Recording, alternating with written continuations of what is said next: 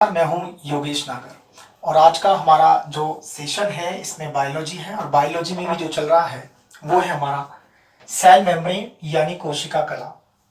पूर्व में हम इसके विषय में जो हमारी पिछली वीडियो थी उसके बारे में हम जान चुके हैं और अभी इसके बारे में थोड़ा सा इसका मेनली जो फंक्शन है इसके बारे में हमें जानकारी लेनी थी।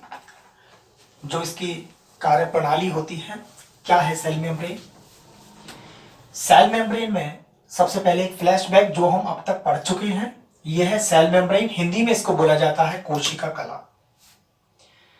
सामान्यतः इसके विषय में हमने सबसे पहले आपको बताया था कि जनरली जो सेल मेम्ब्रेन है ये सभी सेल में, चाहे वो प्रोकैरियोटिक हो या यूकैरियोटिक हो, वो एनिमल सेल हो या वो प्लांट सेल हो,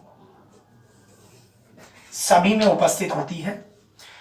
और प्लांट सेल में अगर हम देखें तो सेल वॉल, ये सेल वॉल है और सेल वॉल के सबसे जो भीतरी स्तर होता है, बहुत पतला स्तर है, इसके रूप में ये सेल मेम्ब्रेन पाई जाती है। इसके अलावा जो एनिमल सेल होती हैं उनमें भी सेल वॉल अनुपस्थित होती है, एब्सेंट होती है और बाहरी कला सेल मेम्ब्रेन बनाती है, यानी ये दोनों ही सेल मेम्ब्रेन है।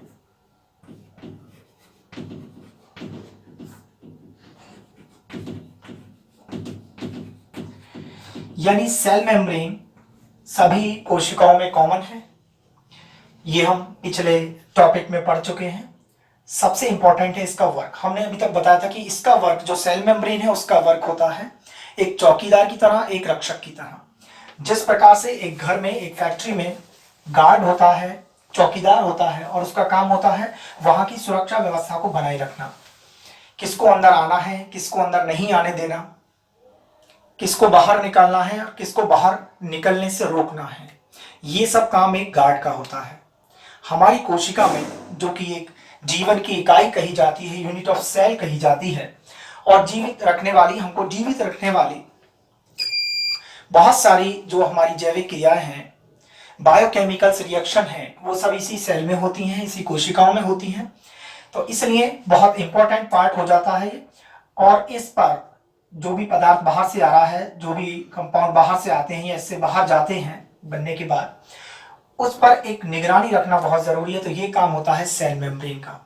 अब विषय आता है कि इतना महत्वपूर्ण काम सेल मेम्ब्रेन करती कैसे है। ये हमने आपको पिछले वीडियो में बताया था कि सबसे ज्यादा अगर हम देखें तो अब तक जिस कॉन्सेप्ट को सबसे ज्यादा मान्यता मिली है, सबसे ज्यादा उसको एडमिट किया गया है, वो है निकलसन के द्वारा दिया गया जो फ्लूइड मोज़ेक मॉडल है। फ्लूइड मोज़ेक मॉडल के अनुसार आप देख पाते हैं कि इसके अनुसार दो डबल लेयर होता है फॉस्फोलिपिड का। ये फॉस्फोलिपिड का लेयर है जो जिसकी दो लेयर है फॉस्फोलिपिड की, और इसमें इसके साथ मिला होता है प्रोटीन। प्रोटीन इसमें तीन प्रकार से व्यवस्थित होता है, ये हमने बताया था आपको। नंबर एक है peripheral protein. Number one peripheral protein जो लिपिड लेयर के बाहर उपस्थित होता है, ये पेरिफेरल प्रोटीन है। एक प्रकार का प्रोटीन है नंबर दो, ये सेकंड टाइप है, ये इसमें कुछ इन्वेज होता है, इसे बोलते हैं इंटीग्रल प्रोटीन, ठीक है। और इसके साथ ही कुछ प्रोटीन इस रूप में उपस्थित होता है कि वो पूरी जो हमारी कला है, जो सेल मेम्ब्रेन है, इसकी पूरी मोटाई में पाया जाता है। एक तरफ से शुरू होता है दूसरी तरफ, यानी अक्रॉस द सेल मेम्ब्रेन जो प्रेजेंट होता है, तो इस प्रोटीन को बोला जाता है चैनल प्रोटीन। तो ये मुख्य रूप से जो रचना थी, जो स्ट्रक्चर था सेल मेम्ब्रेन का, वो आपने पढ़ा। इसके साथ ही इसका एक बहुत महत्वपूर्ण कार्य और हो जाता है। हमने जो बताया था आपको कि इसमें मान लीजिए ये एक सेल है, हमारी सेल मेम्ब्रेन के इसमें हम कार्य बता रहे हैं।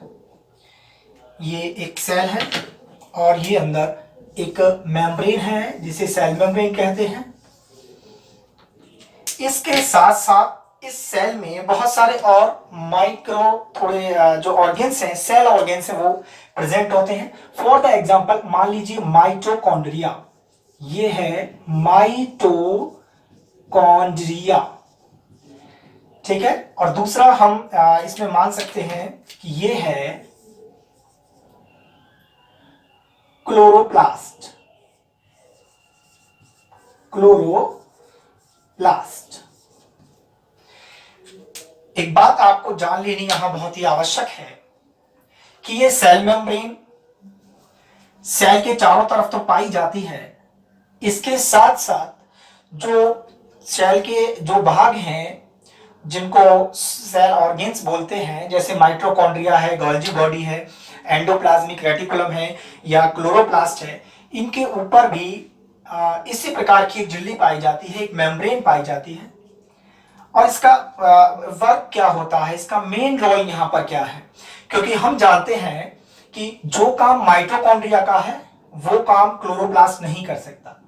माइटोकॉन्ड्रिया को हम जानते हैं कि एक ऊर्जा घर यानी पावर हाउस कहा जाता है सेल का, यहां इसकी पावर स्टोर होती है। दूसरा क्लोरोप्लास्ट है, इसे हम एक तरीके से रसोई बोलते हैं, ये भोजन निर्माण करता है, प्रकाश संश्लेषण की क्रिया यहां होती है। इससे स्पष्ट हो जाता है कि ये दोनों ही ऑर्गेन, इन दोनों ऑर्गेन्स का स्ट्रक्चर अलग होगा, इसमें पाए जाने वाले जो एंजाइम्स हैं वो डिफर होंगे।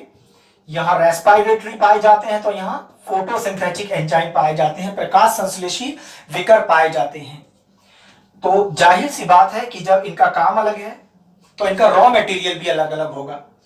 जैसे कि माइटोकॉन्ड्रिया में ग्लाइकोलाइसिस पूर्ण होने के बाद जो पाइरूविक एसिड बनता है यहां वो एंट्री करता है, और क्लोरोप्लास्ट में पूर्ण क्रिया जो है इसमें पूर्ण होती है, यहां कार्बन डाइऑक्साइड और वाटर मॉलिक्यूल इसमें अंदर एंटर होते हैं। तो यहां और यहां दोनों की जो भित्तियां हैं, जो सेल मेम्ब्रेन है, जो सेल मेम्ब्रेन है वो एक सेलेक्टिव मेम्ब्रेन की भांति कार्य करती है, सेलेक्टिव मेम्ब्रेन की तरह काम करती है। यहां पर वो अलाउ करती है पाइरूविक एसिड को अंदर जाने के लिए, कार्बन डाइऑक्साइड को अलाउ नहीं करती, और यहां पर ये कार्बन डाइऑक्साइड को अलाउ करती है। तो इसी साइटोप्लाज्म में पाई जाने वाला जो पाइरूविक एसिड है वो इसमें एंट्री नहीं करता। इसकी जो यही विशेषता है ये कहलाती है सिलेक्टिव नेचर, यानी सेल मेम्ब्रेन में पाई जाती है उसकी सिलेक्टिव नेचर। सिलेक्टिव का मतलब चयनात्मक कार्य है इसका, किसको कहां अंदर जाने देना है कहां नहीं। तो यहां पर मुख्य बात है जो मैंने आपको बताया कि जो सेल मेम्ब्रेन है एक तो सेल के चारों तरफ पाई ही जाती है जिसके अंदर टोटल ऑर्गेन है, सेल ऑर्गेन है।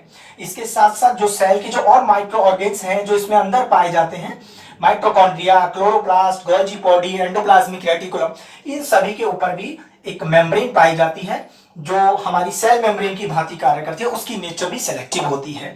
तो यहां पर काम आता है कि सेलेक्टिव नेचर इसको पहचानता कैसे है। तो ज्यादा अच्छे लेवल पर तो आप जो हाई क्लासेस हैं उसमें पढ़ पाएंगे, लेकिन यहां पर फिर भी मैं आपको बता दूं कि ये जो लेयर होती है, जो एक सेल मेम्ब्रेन है, इसके बाहर स्तर पर पाए जाते हैं जो कार्बोहाइड्रेट के मॉलिक्यूल्स हैं। जब ये जैसे कि ग्लाइकोप्रोटीन, जब ये प्रोटीन से जुड़े होते हैं तो बनाते हैं ग्लाइकोप्रोटीन, और जब ये लिपिड से जुड़े होते हैं तो बनाते हैं ग्लाइकोलिपिड। यानी कि सेल मेम्ब्रेन के बाहर की ओर कुछ outer molecules, outer growth molecules निकले रहते हैं, बाहर की ओर होते हैं, जिनमें कौन कौन से हैं, ग्लाइकोप्रोटीन और ग्लाइकोलिपिड उपस्थित होते हैं। ऐसा माना जाता है कि ग्लाइकोलिपिड और ये ग्लाइकोप्रोटीन ही नेचर को पहचानते हैं। सिलेक्टिव का जो वर्क है, सेल मेम्ब्रेन का जो सिलेक्टिव नेचर है उसके लिए पूर्णतः रेस्पॉन्सिबल होती हैं ये, यानी ग्लाइकोप्रोटीन और ग्लाइकोलिपिड, यानी सेल टू सेल एक तरीके से मैच करते हैं, आईडी मैच करते हैं कि किस तरीके, किसको अंदर एंट्री देनी है, किसको अंदर नहीं एंट्री देनी। जैसे गार्ड का काम होता है ठीक उसी प्रकार से ये ग्लाइकोप्रोटीन और ग्लाइकोलिपिड ये दोनों भी नेचर को पहचानते हैं कि जो भी मैटर है, जो भी सबस्ट्रेट है उसको अंदर एंट्री देनी है या नहीं। तो जाहिर सी बात है कि सब में अलग अलग वर्क होता होगा। यहाँ ये जो सिलेक्टिव मॉलिक्यूल्स हैं इनका अलग अलग नेचर यहाँ पर होता है। माइटोकॉन्ड्रिया या क्लोरोप्लास्ट जिस भी कोशिकांग पर, जिस भी सेल ऑर्गन पर वो पाया जा रहा है उसके अनुरूप उसका काम होता है। तो ये सब थी इसका मेनली जो सेल मेम्ब्रेन है जो वर्क है। अब हमको यहाँ पर मुख्य रूप से जानना है कि जो कोई भी मॉलिक्यूल है वो किस तरीके से क्रॉस करता है सेल मेम्ब्रेन को, इसके विषय में कई कॉन्सेप्ट दिए गए, काफी डिस्कशन हुआ, ऑब्जर्वेशन किया गया। उसके बाद ये पाया गया कि यहां पर मुख्य रूप से 4 प्रकार हैं जब कोई भी मॉलिक्यूल सेल मेम्ब्रेन को क्रॉस करता है। वो 4 वे और वो नेचर क्या है वो हम आपको अभी बताने वाले हैं। तो यहां पर अब इधर चलते हैं, फंक्शन ऑफ सेल मेम्ब्रेन। यहां पर आपने उसका मूल बेस जो है उसका हमने परिचय कराया, उसकी रचना क्या है, उसका कार्य क्या है, लेकिन किस तरीके से मैकेनिज्म होता है ये फंक्शन ऑफ सेल मेम्ब्रेन आप यहां पर पढ़ने वाले हैं। तो मुख्य रूप से इसमें हम सबसे पहले देखेंगे ये लिपिड लेयर है, और यहां पर हमने आपको थोड़ा इजीली आप समझ जाए, आप की समझ में अच्छा आ जाए, उसके लिए हमने यहाँ पर ये डायग्राम बनाया है। इसमें आप देख रहे हैं कि ये लिपिड लेयर है, ये लिखा हुआ है यहाँ पर लिपिड लेयर है। ये बाई लेयर है, डबल लेयर होती है, लिपिड की डबल लेयर है। और इसमें हमने दिखा कि किस 4 तरीके से 4 टाइप कौन कौन से जिससे एक मॉलिक्यूल इसको क्रॉस कर जाता है और वो अंदर सेल में एंटर हो जाता है। सबसे पहला आता है सिंपल डिफ्यूजन, बहुत आसान है, डिफ्यूजन है। डिफ्यूजन को आप जानते हैं कि जब कोई भी पदार्थ, कोई भी मॉलिक्यूल्स अपनी हायर कंसंट्रेशन से, अपनी अधिक सांद्रता से कम सांद्रता की ओर, लो कंसंट्रेशन की ओर मूव करते हैं। यानी जब कोई भी सबस्ट्रेट अपनी हायर कंसंट्रेशन से लोअर कंसंट्रेशन की ओर चलता है, मूव करता है, तो इसे सिंपल डिफ्यूजन कहते हैं। इसके बहुत सारे उदाहरण आपने देखे हैं। जैसे कि अगर हम किसी रूम में कोई परफ्यूम की बोतल को खोलकर रख देते हैं तो उसकी सुगंध सारे रूम में फैल जाती है। तो यही उदाहरण है डिफ्यूजन का। तो यहाँ पर बहुत से मॉलिक्यूल हैं जो कि जैसे कि कार्बन डाइऑक्साइड और ऑक्सीजन, ये सिंपल डिफ्यूजन के थ्रू सेल में एंटर कर जाते हैं। सबसे बड़ी विशेषता ये होती है कि ये स्मॉल हैं और नॉन पोलर हैं, कार्बन डाइऑक्साइड और ऑक्सीजन। और मेनली जो ये फैट है, ये फैटी लेयर जो है, इसमें ये सॉल्यूबल होते हैं, इसमें ये घुलनशील होते हैं। इस वजह से सबसे पहला है सिंपल डिफ्यूजन, जिसके थ्रू स्मॉल नॉन पोलर जैसे कि कार्बन डाइऑक्साइड और ऑक्सीजन जो वसा में घुलनशील होते हैं, लिपिड में सॉल्यूबल होते हैं, वो आराम से इसको क्रॉस कर जाते हैं सिंपल डिफ्यूजन के थ्रू। क्योंकि बाहर इनकी कंसंट्रेशन ज्यादा होती है सेल के आउटसाइड में, और इनसाइड में इनकी कंसंट्रेशन थोड़ा कम है, तो ये सिंपली डिफ्यूजन के थ्रू अंदर आ जाते हैं। एक दूसरा है स्मॉल अनचार्ज, जैसे कि water molecules, water, carbon dioxide और ऑक्सीजन, ये मॉलिक्यूल सिंपल डिफ्यूजन के थ्रू अंदर एंट्री कर जाते हैं, बाहर से अंदर की ओर एंट्री कर जाते हैं। तो ये कहलाता है सिंपल डिफ्यूजन। इसके बाद आता है चैनल प्रोटीन। चैनल प्रोटीन किसी भी सेल में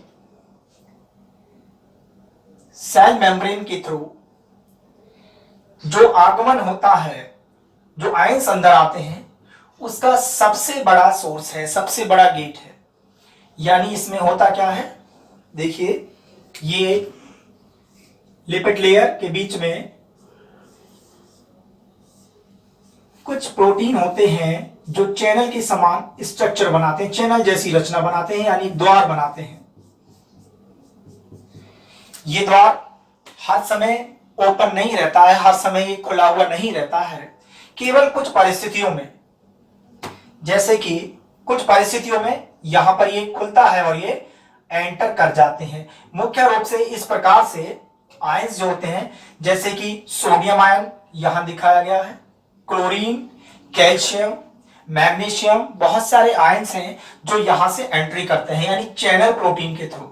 तो चैनल प्रोटीन कुछ विशेष प्रकार के प्रोटीन हैं जो लिपिड लेयर में पाए जाते हैं, और इनका काम होता है कि एक विशेष कंसंट्रेशन पर इनकी पहचान के बाद, जब इनका एक पहचान हो जाती है, तो उसके बाद ये इसे अंदर आने के लिए पूरा वे देते हैं और ये अंदर एंट्री सारे आयंस इसमें सेल में कर जाते हैं। ये जो पोर है, ये जो प्रोटीन है, ये हाइड्रोफिलिक होता है, यानी जल रागी होता है, जल स्नेही होता है। यहां से ये एंट्री कर जाते हैं और सबसे बड़ा सोर्स है, सबसे बड़ा ये एक वे है जो भी आयंस है उनकी एंट्री का। इसमें लगभग 1 मिलियन आयंस पर सेकंड एंट्री करते हैं इस थ्रू। तो ये थी चैनल प्रोटीन के थ्रू। इसके बाद आता है कैरियर प्रोटीन। देखिए कैरियर प्रोटीन में क्या है, कैरियर प्रोटीन में कुछ विशेष प्रकार की प्रोटीन रचनाएं होती हैं। ये प्रोटीन भी लिपिड लेयर में उपस्थित होते हैं। इसको समझने के लिए थोड़ा एक डायग्राम बनाना होगा, ध्यान से देखिए। कैरियर प्रोटीन, जैसे कि इसके नाम से ही पता लगा है, वाहक प्रोटीन। वाहक का मतलब होता है यानी कोई वाहन जो एक स्थान से दूसरे स्थान पर ले जाता है, कैरियर प्रोटीन। तो हम ये जो सेल मेम्ब्रेन है, ये जो फैट है, इसमें कुछ विशेष प्रकार के एंजाइम होते हैं, विशेष प्रकार के प्रोटीन होते हैं। ये प्रोटीन कैरियर प्रोटीन कहलाते हैं और इनके थ्रू मुख्य रूप से जो लार्ज मॉलिक्यूल हैं, जैसे कि एक तरीके से शुगर है, यहां ग्लूकोज लिखेंगे, ग्लूकोज है, या दूसरा अमीनो एसिड हैं, ऐसे मॉलिक्यूल्स एंट्री करते हैं। इसके साथ साथ कुछ आयंस जैसे Na+ भी इसके साथ एंट्री करता है। कैरियर प्रोटीन क्या क्रियाविधि होती है इसकी, ये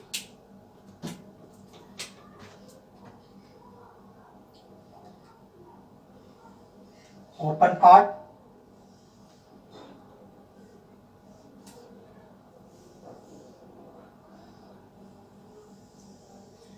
ये इसकी पहली स्टेज है, स्टेज ए।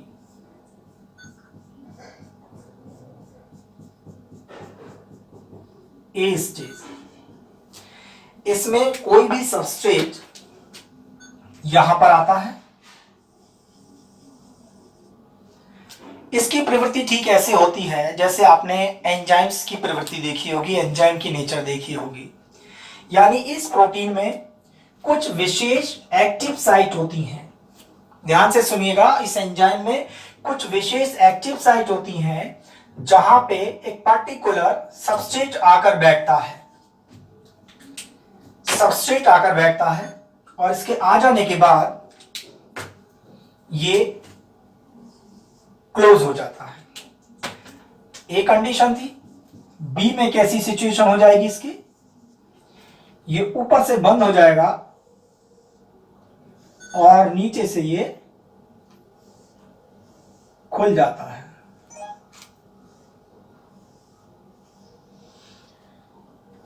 ये सिचुएशन बनी, ये और ये इसने नीचे की ओर यानी इन साइड में इसको छोड़ दिया। यानी ये सबस्ट्रेट है, कोई भी सबस्ट्रेट हो सकता है।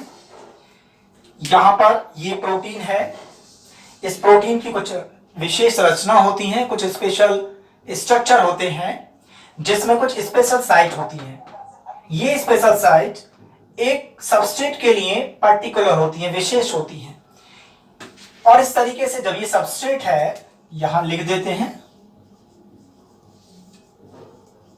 सबस्ट्रेट कोई भी हो सकता है, एंट्री करता है इसमें।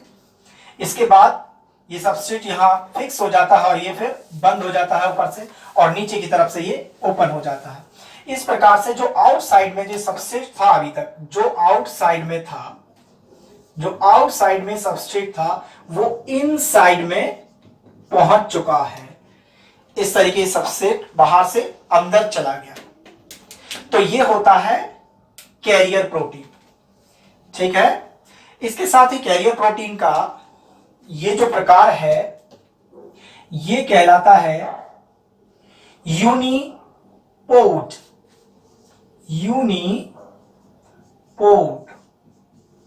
ये यूनिपोर्ट है। जब केवल एक सबस्ट्रेट का मॉलिक्यूल अंदर जाता है और वो इसके अंदर एंट्री कर जाता है, सेल के अंदर पहुंच जाता है। इसी प्रकार से इसका एक दूसरा प्रकार है जिसे हम कहते हैं कपलेट प्रोटीन।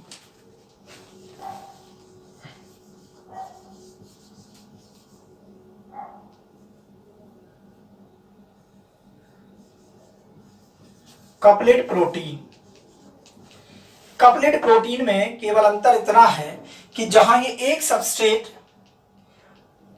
क्रॉस करता है सेल मेम्ब्रेन को, किसमें, यूनिपोर्ट में, वहीं पर कपलेट प्रोटीन के थ्रू दो मॉलिक्यूल्स एंटर करते हैं। जैसे कि यहां पर ये कपलेट प्रोटीन बनाया,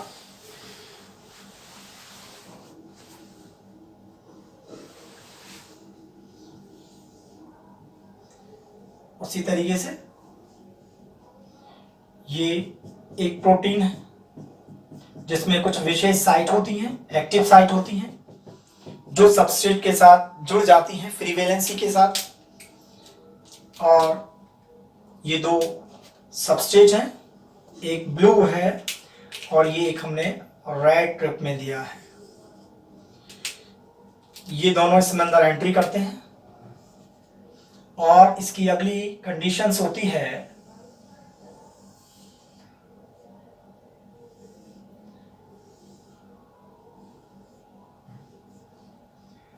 एक सबस्ट्रेट यहां आ गया और दूसरा सबस्ट्रेट यहां पर आ गया।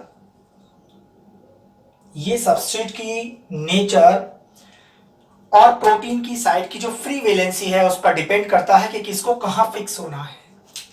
कुछ पार्टिकुलर होते हैं, ये हर सबस्ट्रेट के लिए एंजाइम पार्टिकुलर होते हैं। और इसके बाद ये ऊपर से क्लोज हो गया और ये अंदर से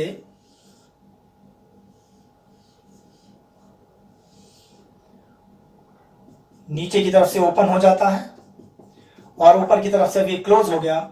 और इस तरीके से दोनों जो सबस्ट्रेट थे हमारे, रेड और ये ब्लू सबस्ट्रेट, ये इन साइड में आ गए। मेनली अगर देखा जाए तो ये कपलेट प्रोटीन के थ्रू जो ट्रांसपोर्ट होता है, मेनली वो किसका होता है, ग्लूकोज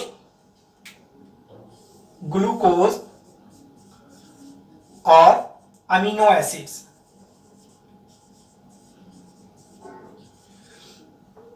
इसमें से केवल ये रेड हो सकता है जहां रिप्रेजेंट करा गया है, ग्लूकोज या अमीनो एसिड में से एक हो सकता है, और जबकि इनके साथ एक सोडियम आयन होता है Na+, ये होना जरूरी है।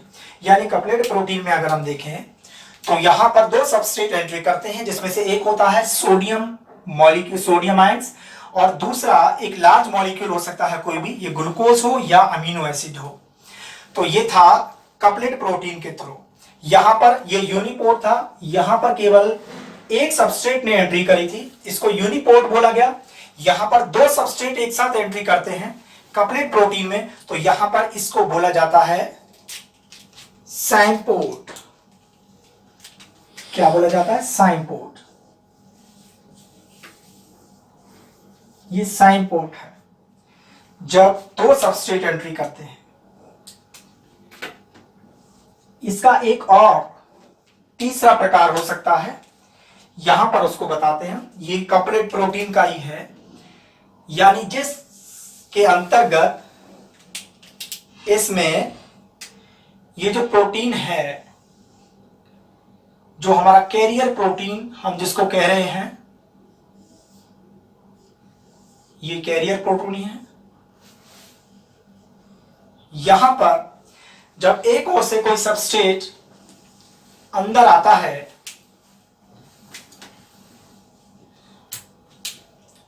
और दूसरा सबस्ट्रेट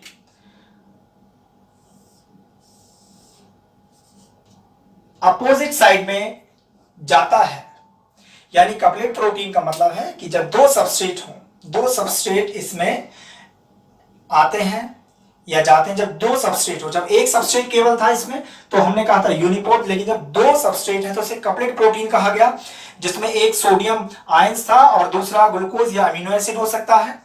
इसको बोला गया था साइनपोर्ट। यूनिपोर्ट जब केवल एक सबस्ट्रेट हो, एक सबस्ट्रेट एंट्री कर रहा है। साइनपोर्ट जब दो सबस्ट्रेट एंट्री करते हैं, जैसे कि एक जो एग्जांपल था वो था सोडियम आयंस, ग्लूकोज या अमीनो एसिड। इसके साथ अगला आता है, ये जगह कम है थोड़ी सी, हम यहां पर बना देते हैं, तो ये कहलाता है एंटीपोर्ट। एंटीपोर्ट इसका मीनिंग है कि जब एक सबस्ट्रेट एंट्री करता है सेल के इनसाइड में, सेल मेम्ब्रेन यानी बाहर से भीतर की ओर एंट्री करता है, और कोई दूसरा सबस्ट्रेट उसी समय उसी कैरियर प्रोटीन के थ्रू इनसाइड से बाहर यानी आउटसाइड में चला जाता है, तो ये कहलाता है एंटीपोर्ट। तो इस तरीके से हमने आपको बताया यहां सिंपल डिफ्यूजन, उसके बाद बताया चैनल प्रोटीन, और अब था ये कैरियर प्रोटीन। इसके बाद आता है लास्ट इलेक्ट्रोकेमिकल ग्रेडियंट। देखिए काफी सरल है इलेक्ट्रोकेमिकल ग्रेडियंट, जैसे कि इसके नाम से ही पता लगता है। इलेक्ट्रोकेमिकल ग्रेडियंट ये क्या है? ये दो नामों से जुड़कर बना है, एक है इलेक्ट्रो और दूसरा है केमिकल ग्रेडियंट। यह है इलेक्ट्रो केमिकल ग्रेडियंट।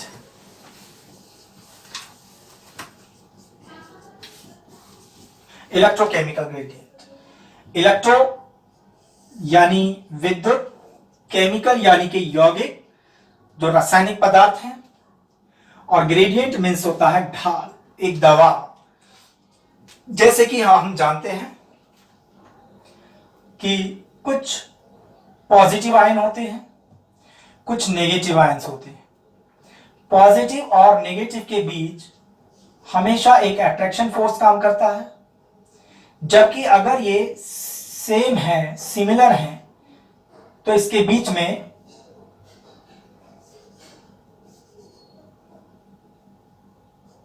एक प्रतिकर्षण बल काम करता है, रिट्रेट करते हैं एक दूसरे को। इसी प्रकार से अगर दोनों माइनस माइनस हैं, उनके बीच भी यही प्रोसेस होती है। यानी जब ये अपोजिट हैं, अपोजिट चार्ज हैं, तो इनमें अट्रैक्शन होता है, और जब ये सेम हो जाते हैं तो इनमें थोड़ा प्रतिकर्षण होता है, रिट्रेट करते हैं एक दूसरे को।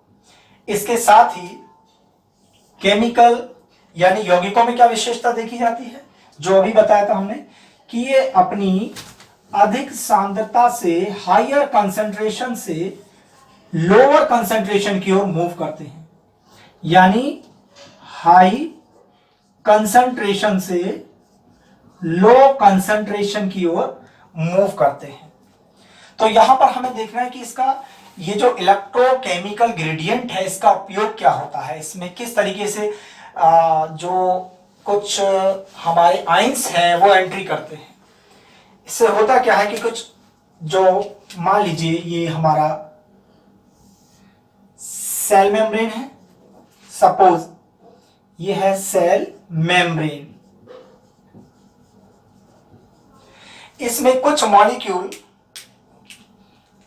केवल यानी केमिकल ग्रेडियंट के थ्रू एंट्री कर जाते हैं, Na+, C+, Ca++। वहीं पर दूसरी ओर इसके विपरीत चार्ज, इसका अपोजिट चार्ज, सामने मॉलिक्यूल्स कुछ एकत्रित होने लगते हैं।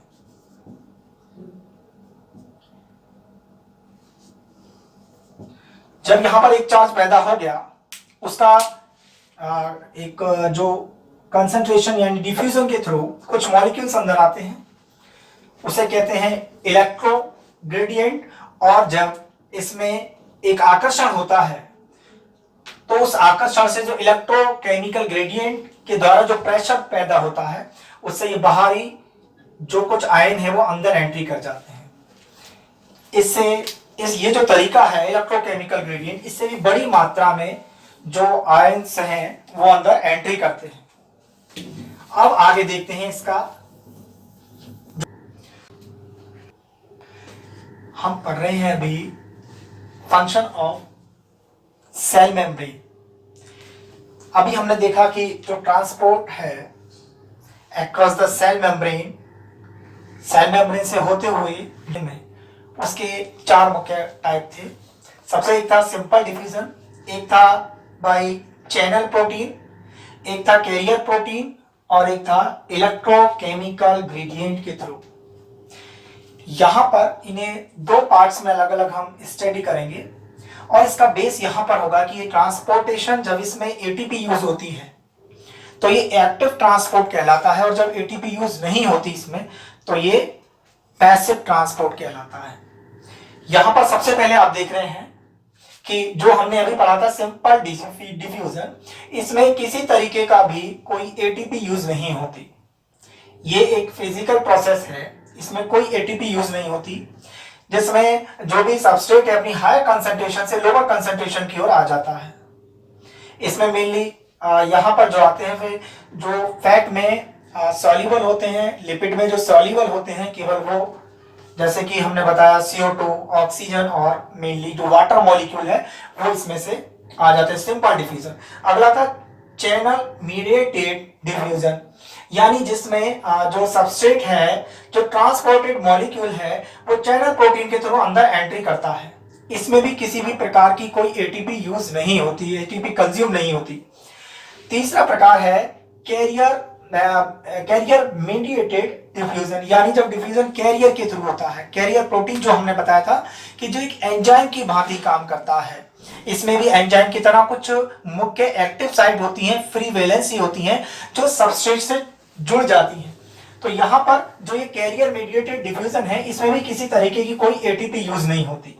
हमने जब इसको पढ़ा था तो इसके बारे में बताया था कि 3 मुख्य प्रकार थे इसके। एक यूनिपोर्ट था, एक साइनपोर्ट था और एक एंटीपोर्ट था जो कपलेट प्रोटीन के थ्रू हुआ था। इसमें भी किसी भी तरीके की कोई भी एटीपी यूज नहीं हुई थी।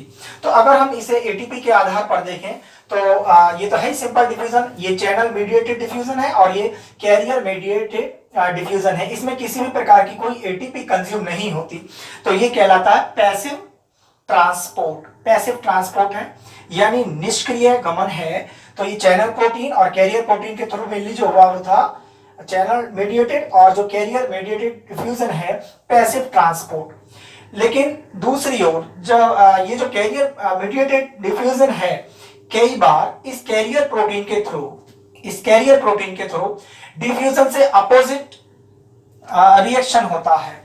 यानी इसमें हम कह सकते हैं कि सेल के अंदर यानी कोई भी जो मिनरल्स है या कोई भी जो आयंस है वो अपनी लोअर कंसंट्रेशन से हायर कंसंट्रेशन की ओर जाता है।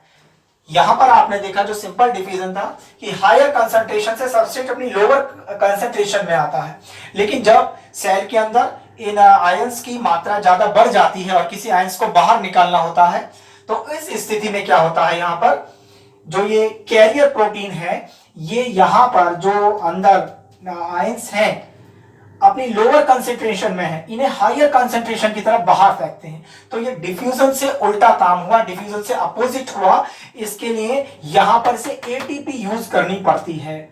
यहां पर कंज्यूम होती है एटीपी यानी एडिनोसिन ट्राइफॉस्फेट, और इस एटीपी के थ्रू ये जो यहां पर जो मॉलिक्यूल है, यहां पर जो आयंस हैं उन्हें उनकी लोअर कंसंट्रेशन से हायर कंसंट्रेशन में भेजा जाता है। तो इसमें एटीपी काम आती है। मुख्य रूप से इसका अगर हम एग्जांपल देखें तो यहां पर जो बाहर भेजा जाता है मेनली यहां पर सोडियम के Na+ के 3 मॉलिक्यूल जब बाहर जाते हैं तो इसके बदले में यहां पर पोटेशियम K+ इसके 2 मॉलिक्यूल अंदर आते हैं। तो बाहर भेजने की जो क्रिया है ये, जब हम किसी भी आयंस को उसकी लोअर कंसंट्रेशन से हायर कंसंट्रेशन में करते हैं। यानी जब हमें डिफ्यूजन के अपोजिट जाना पड़ता है, विसरण के अपोजिट जाना पड़ता है, तो उसे कहते हैं एक्टिव ट्रांसपोर्ट। ठीक है, तो जब विसरण के अपोजिट ये क्रिया हम कर रहे हैं, डिफ्यूजन के अपोजिट क्रिया कर रहे हैं, लोअर कंसंट्रेशन से हायर कंसंट्रेशन में कोई आयंस जा रहा है, तो इसे एक्टिव ट्रांसपोर्ट कहते हैं। और ये आपने पढ़ाई था जो है इलेक्ट्रोकेमिकल ग्रेडियंट। तो यहां पर हमने इन्हें अलग अलग आधार पर जो बांटा है वो था एक्टिव और पैसिव ट्रांसपोर्ट के आधार पर। तो देखिए ये था सेल मेम्ब्रेन का जो कंप्लीटली एक फंक्शन है, एक मैकेनिज्म है। देखिए हो सकता है शुरू में आपको कुछ कठिन लग रहा हो, लेकिन हमारा आपसे थोड़ा सा ये रिक्वेस्ट है, थोड़ा सा रिक्वेस्ट हमारी ये है कि आप जो भी यहाँ पढ़ते हैं उसका एक आपको नोट्स बनाना होगा। रफली आप जो भी यहाँ जितना समझ में आता है, जो भी डायग्राम है उस डायग्राम को उतारिए और उसके साथ साथ अपनी आप से उसका एक्सप्लेन करने की कोशिश करिए। 1 या 2 दिन में आप देखेंगे कि आपके अंदर एक आमूलचूल परिवर्तन होगा, एक सुधार होगा, और उसके लिखने के 2 या 3 दिन बाद आप उसका हल्का सा रिवाइज लगाइए। हमारा विश्वास है कि आपको पूर्ण रूप से इस सब्जेक्ट पर आपकी पकड़ बनेगी और आगामी जो भी परीक्षा है उसमें आपका अच्छे अंक प्राप्त होंगे। हमारा वीडियो आपको कैसा लगा तो ये आप हमें जरूर हमारा जो कमेंट्स बॉक्स है उसमें दीजिए, और प्लीज इस चैनल को, ये वीडियो को, ये जो यूट्यूब वीडियो है इसको आप सब्सक्राइब कीजिए ताकि हम आपका और भी भविष्य में मार्गदर्शन कर सकें। धन्यवाद।